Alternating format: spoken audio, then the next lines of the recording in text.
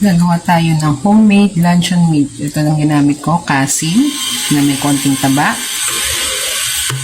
paprika, salt, sugar, dapat white pero wala akong white sugar.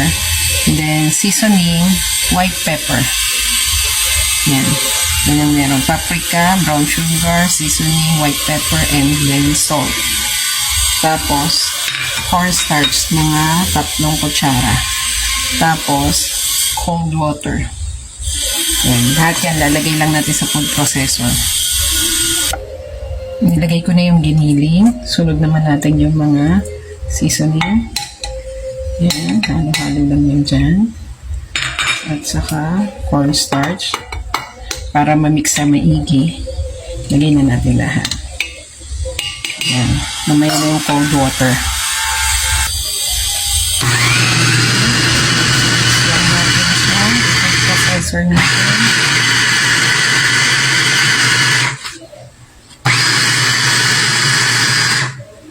Lagay natin yung cold water.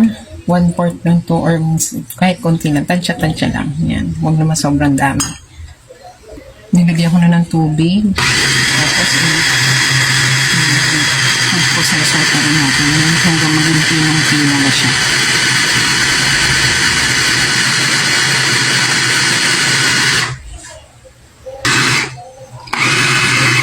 Tignan natin ang texture niya. Ayan. Oh, ganda na. Tayo ba? Ayan. Ayan. Oh. Ayan. Ilalagay na natin siya sa llanera or lalagyan. Isalin na natin sa llanera. Ito yung lalagyan na napili ko para masiksik ko siya talaga. Yan, dalawa yan. Ilagyan ko ng konting olive oil para sure na hindi tumikit. So, ganito. Lagyan natin yung mixture. Sisiksikin natin talaga. Yan. Tingin ko ka, ano na yan. Gamit tayo na pangsiksik. Ito. Yan. Kailangan compact talaga siya. Para mabuo tapos magiging makinis. Babalutan natin ito ng para walang moisture. Yan. Naka-cling wrap na siya. Tapos takpan ko na rin. Para sigurado. Then, i-freeze ko muna. Yan, ready na siya ilagay sa freezer. Ito, from the freezer, tanggalin na natin para tanggalin moisture. Ayan, o. Ayan. Nilagyan natin sa mga foil para ma-steam natin for 20 to 30 minutes hanggang maluto siya. Check na lang natin from time to time. Ayan, nalagyan natin ng foil.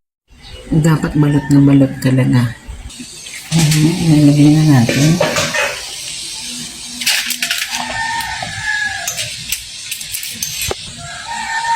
Ayan, steam na natin siya.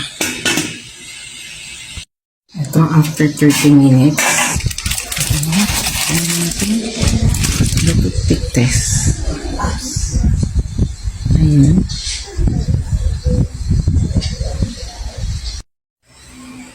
Dahil mas makapal ito, mas matagal ng pag-i-steam. Kaya ito. Yan. Mas mukha na siya. Mas mukha na siya. Luncheon meat. Yan.